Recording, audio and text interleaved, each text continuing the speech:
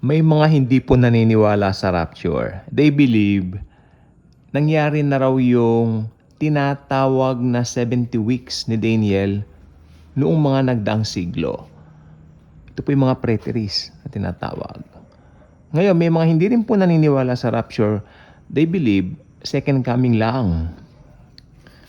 But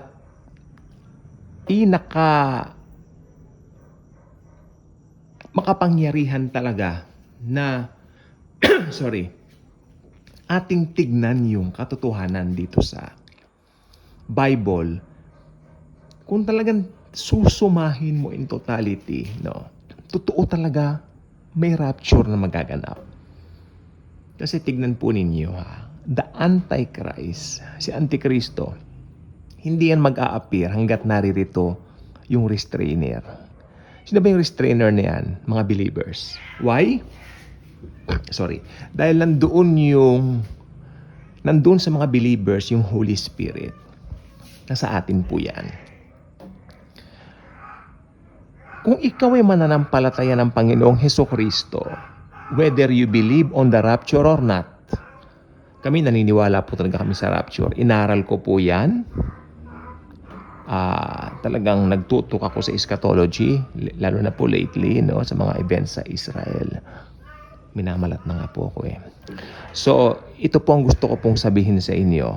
If you are a believer of the Lord Jesus, whether iba-iba tayo ng mga minor doctrines, pero we share the same major doctrines like faith alone in Jesus Christ, enough na yung blood ng Panginoong Hesukristo para maligtas tayo.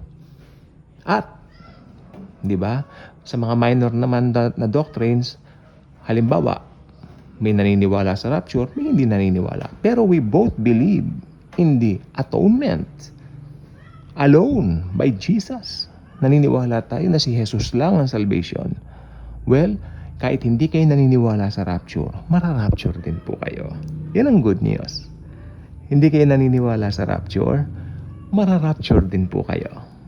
Ganon din po yung sa mga naniniwala na nawawala raw po ang kaligtasan. Well, kahit naniniwala po sila na nawawala ang kaligtasan, ang totoo naman po, hindi naman po ito nawawala.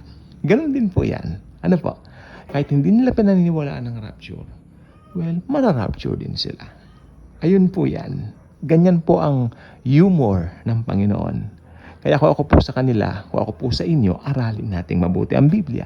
Huwag tayong manghawak doon sa emosyon natin. Huwag tayong maghawak doon sa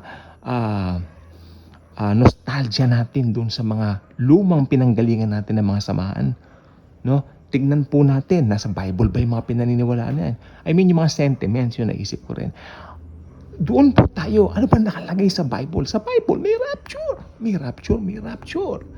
Okay, marami pong comments dito. Mahal ko po kayong lahat. Hindi po ako sumasagot. Nabasa ko lang po, hindi po ako, I'm not against you. Maybe yan ang paniwala ninyo. Pero ako, since naging born again Christian po ako, I believe in the rapture wholeheartedly. Kasi I believe Jesus is good. Hindi niya paparanas sa mga anak niya ang kahirapan ng tribulation sa pangunguna nga mismo ng Antikristo, syempre. At ang gusto ni Jesus, save tayo. At mangyayari lang yan sa kanyang piling. Di ba? Sa kandungan ng Panginoon, doon meron tayong totoong kapayapaan. Again, kahit hindi ninyo pinaniniwalaan ang rapture, kung ikaw ay born again Christian, mararapture ka. Kaya mag-subscribe ka na dito sa ating channel. Iniimbitahan kitang pakishare po itong video ito. Hindi po pananakot ang rapture. May nag-comment, natatakot daw ako. Hindi po ako natatakot. Excited po ako. Bakit mo katatakutan ang lovely face ni Jesus? We will see Jesus. We will meet Jesus for the very first time sa rapture.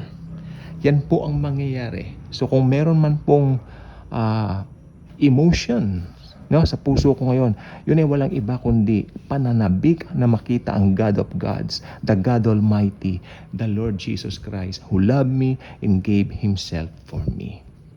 Kaya, anytime now, pwede mag-rapture. Tama yung isang comment, pwedeng mamayang gabi na, sabi po niya. So, come Lord Jesus. Kunin mo na ang bride mo, kunin mo na ang iyong church. Thank you. And as always and forever, Jesus truly loves us all.